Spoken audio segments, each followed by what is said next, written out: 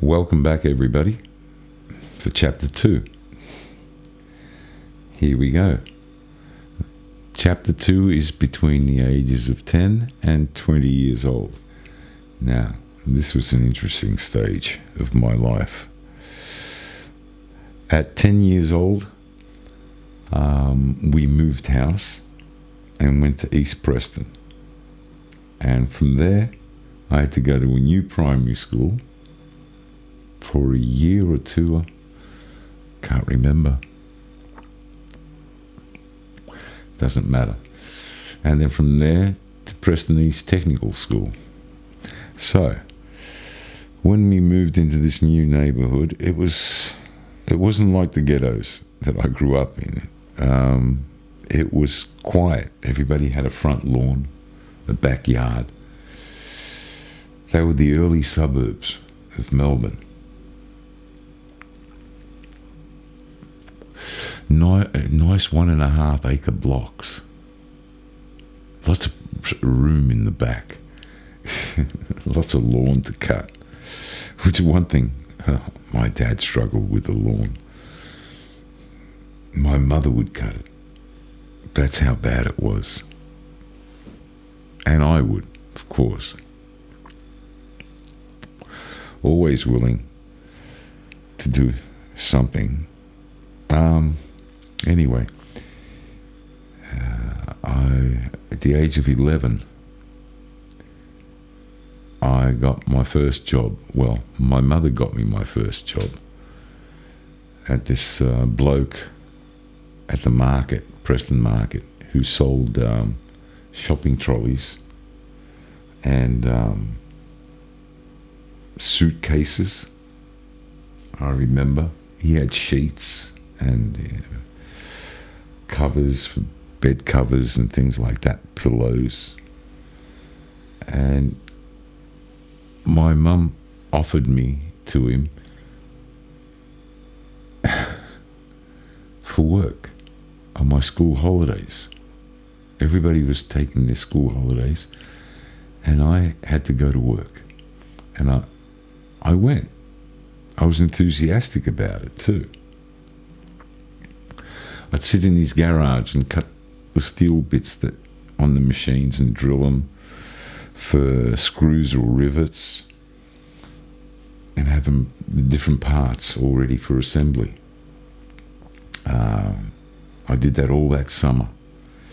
And when I got paid, there was a reason. I found out there was a reason why I was put to work by my mother.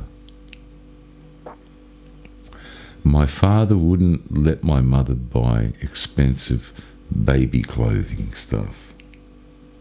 There was expensive stuff from Italy and stuff that they used to sell. And she wanted to dress up her daughter in this expensive stuff. And my father would say to her, look, she's going to grow up.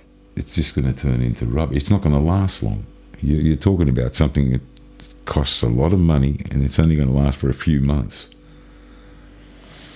So she got me to work. And on paydays, I'd give her all my pay. After the second week, I wanted a radio so I can listen to music. And by defying her, what did I do? Before going home, I'd seen this little radio, a transistor radio, in a milk bar. And I went to the milk bar and I purchased it. And I went home and I said to her, I bought this. I want this. I said to her, I'm sitting in this garage. There's no noise. I'm by myself. I want to listen to music. And you can imagine, I was 11 years old and I didn't have a transistor radio of my own by then.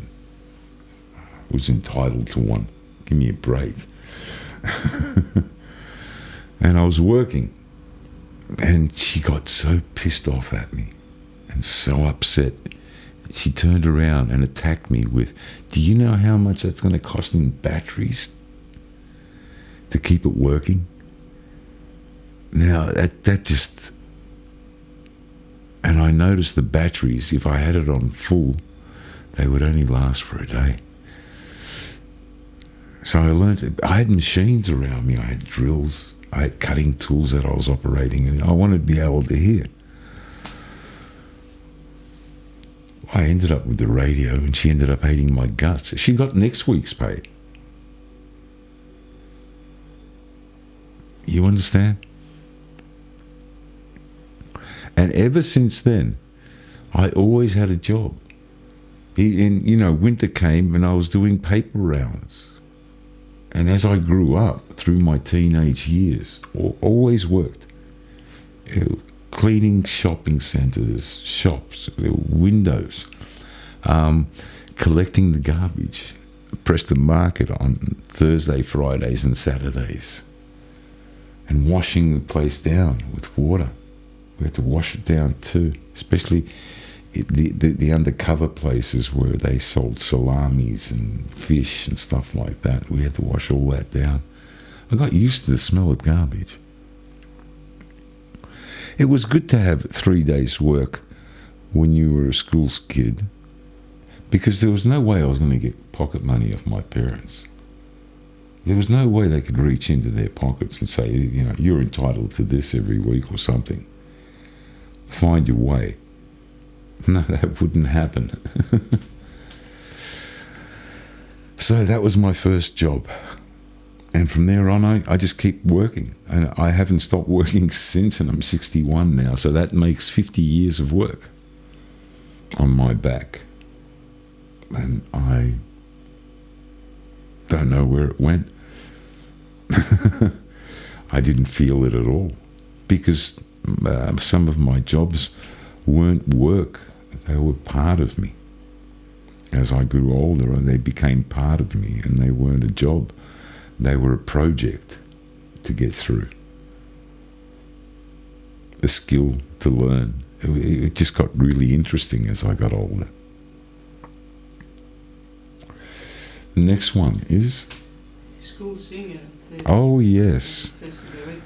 Yes, by the time I was 13, I had become the school singer.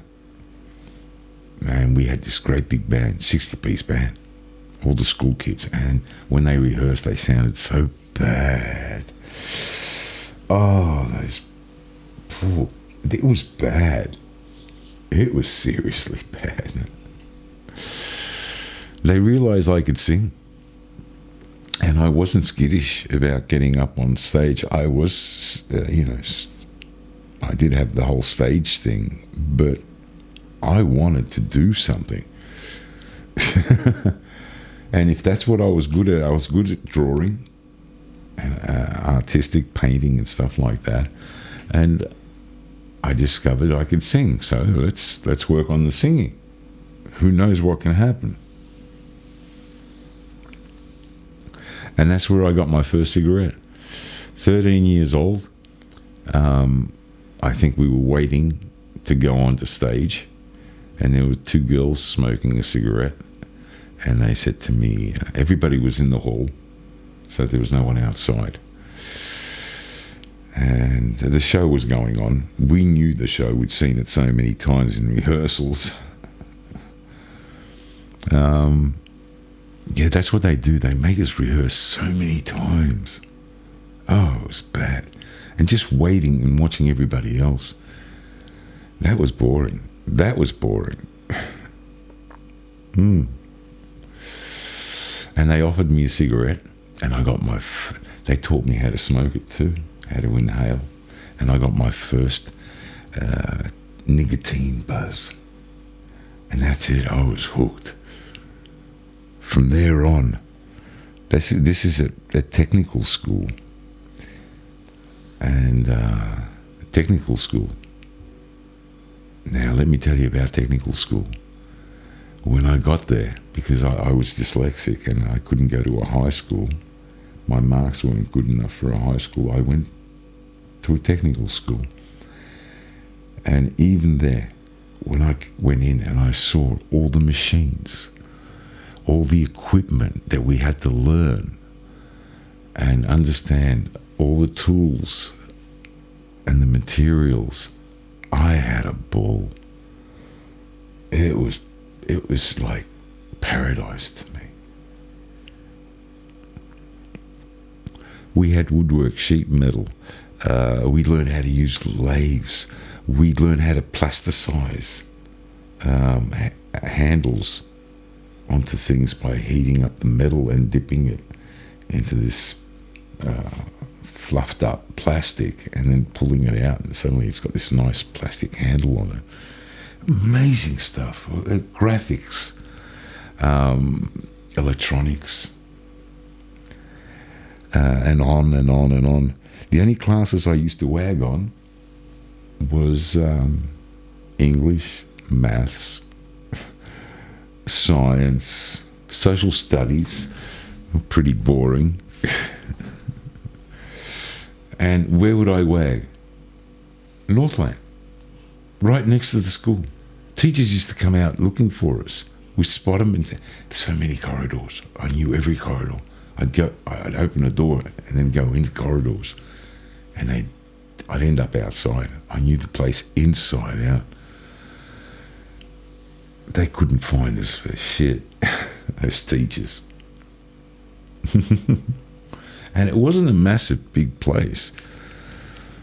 I ended up for singing on stage in Northland. The school did a do. That's where I sung Sweet Caroline. I remember that.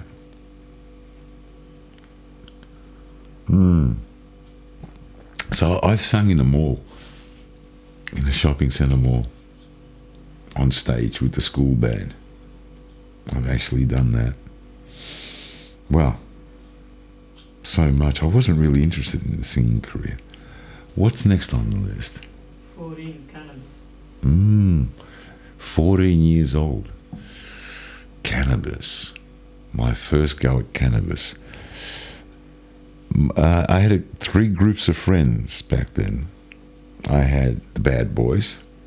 I had the council family that lived on the council estates and lived off the council, basically, of the system. And then I had a couple of guys that were more normalised, working parents, paying off their houses, sort of like what my parents were supposed to be. Right? And I kept these 3 groups apart from each other. Well, one group, the one with the council family, they had mixed with the Army Reserves. And every Wednesday they used to dress up, turn up somewhere and get ordered around and play soldiers, and then go back to their normal thing. And this would happen every Wednesday night. And occasionally, once every few months, they take them out and keep them out for a week. And they got to play with weapons and stuff, from what I heard. Pretty cool. It's like an advanced version of the Scouts.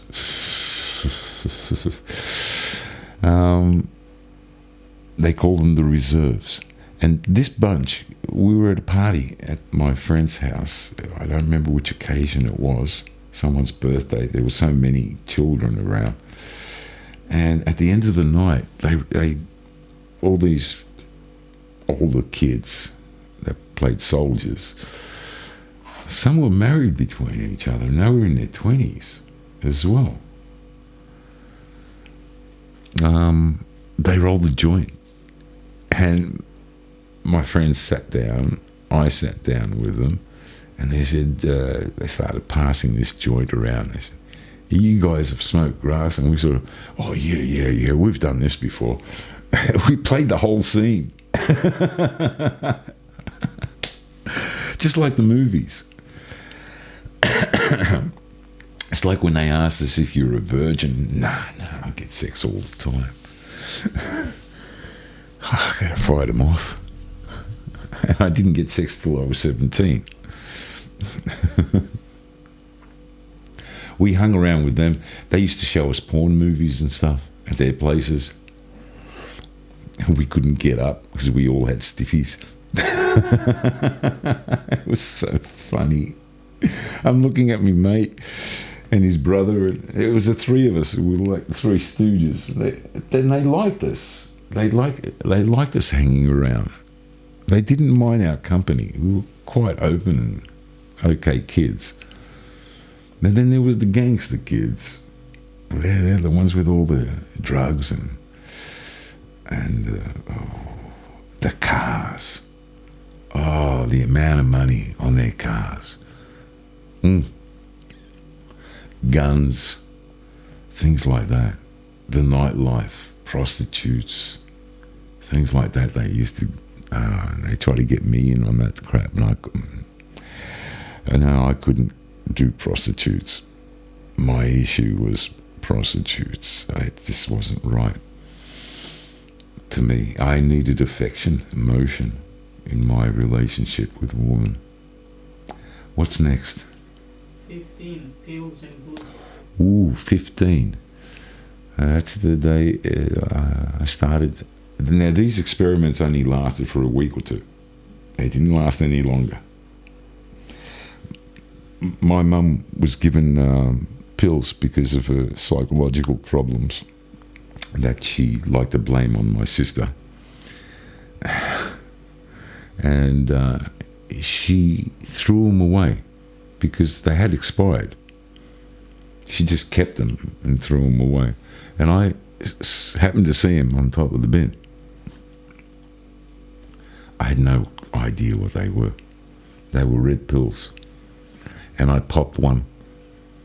And I felt different. Different and crappy.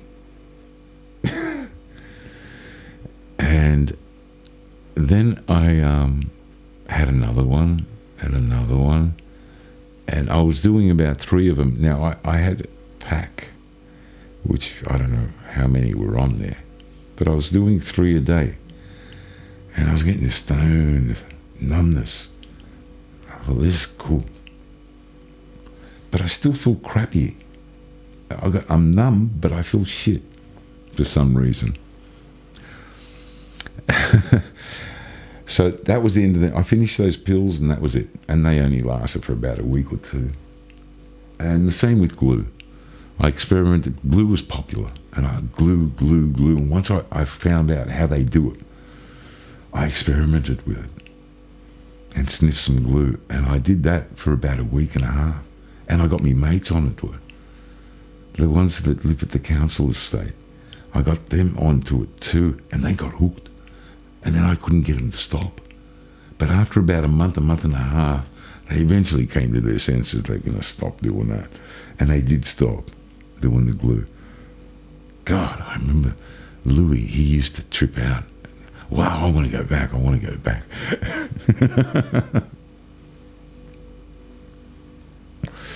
That was glue and pills. That's as far as I got with that sort of crap.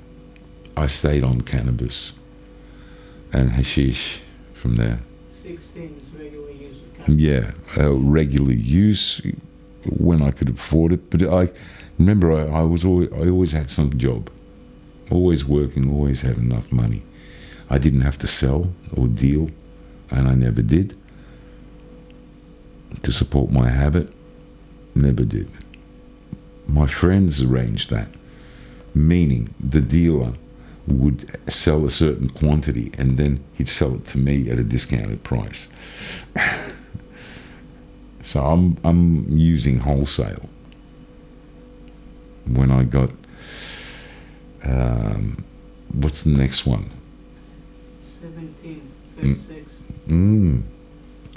At 17, I was in Greece with my parents. They just bought the land for the house and they needed more money. So we ended up coming back to Australia to work, send money to Greece so they can finish the structure. So, but let's go to 17, my first sex. A couple of Greek guys in the city where I was took a liking to me. and I hung out there with them. And they said, down by the train tracks, there's the brothels. Let's go down to the brothels. And I said, what for? He says, this guy wants to fuck. And this guy wants to fuck now. Because we've been drinking, eating and drinking and just carrying on. Okay, let's go down. And they all got together and they said, nah, you're going in. And we're all going to put money together. And you're going to go in. I got as far as an erection. This woman was missing. She was a plump woman with painted blonde hair. And her tooth was missing. So there's this, she smiled at me in this great big gap. She took me in, and she knew what she was handling. And she prepared me and everything, and that's as far as it got. Basically, I had intercourse with her with a condom, but I didn't feel, I wasn't there. I was too drunk to start with, and it was my first experience, so I had no idea what I was doing. The other guys outside, I came out, and she comes out, and she goes, oh, he ripped me apart and all this stuff, and I'm going, fuck. The guys are all happy. And that was it. That was my first... after 2 weeks, I had a girlfriend, which was 5 years older than me, and she didn't teach me much. She didn't know much to teach me, but I got to experience it with a bit of a relationship. You understand? And then I stayed on relationships constantly. I needed a relationship. And I always had a relationship.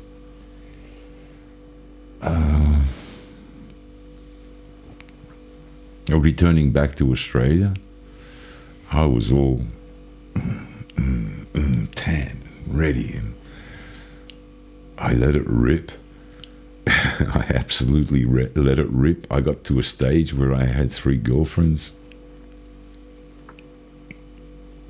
That was my stage of, I don't know, trying to outdo everybody else.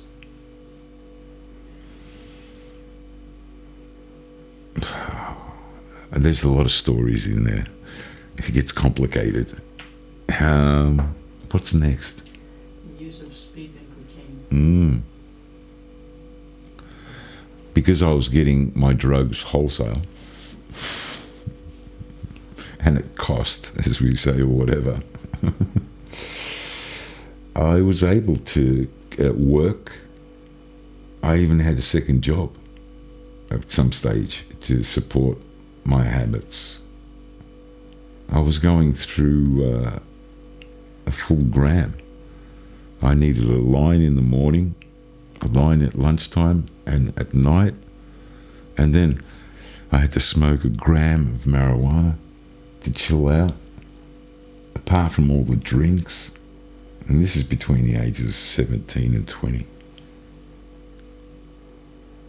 And juggle your relationships. But I kept my friends apart. If I needed calmness, I'd go to this bunch. And if I needed this, was missing, I'd go to... And plus, I wasn't with one group all the time. I was splitting myself up. You know, they were missing me for 3 days, 4. And then we'd meet up. And it was always fresher doing it that way.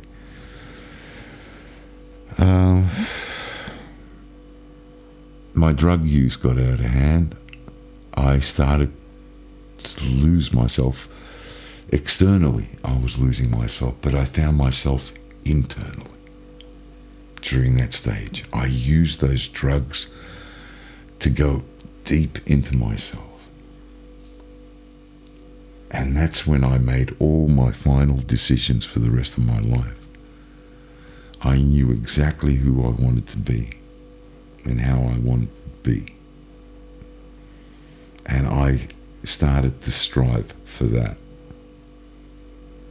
And the only way for me to get off the drugs was to leave Australia and my friends. And that's what I did.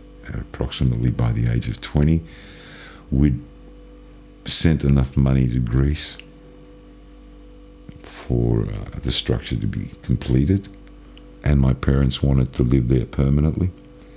And I'd just broken off with my last girlfriend. It was amazing how fast I would change women at some stage. These girls.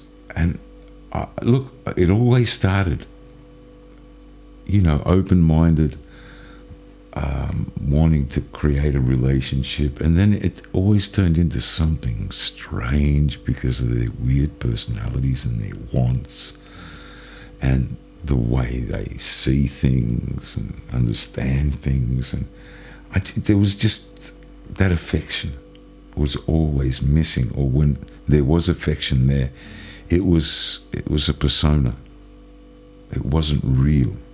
I felt sometimes I always tried to lift these young girls up and make them feel special.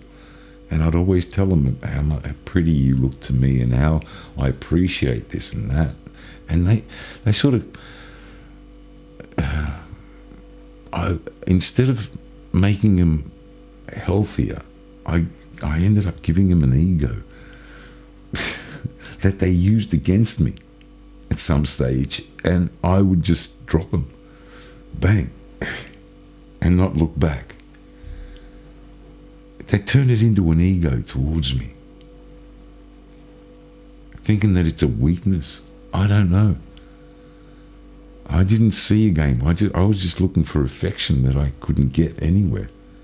I couldn't find affection from people, and it was killing me. I found great friendships, lots of honesty in the friendships, because we were young. Didn't really have much to hide.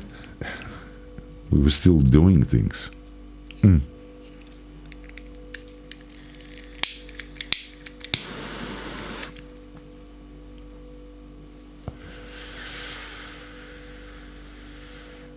that was it. I'd just broken off with a girl, and it was a really messed up relationship because she was being molested by her father, and I couldn't bear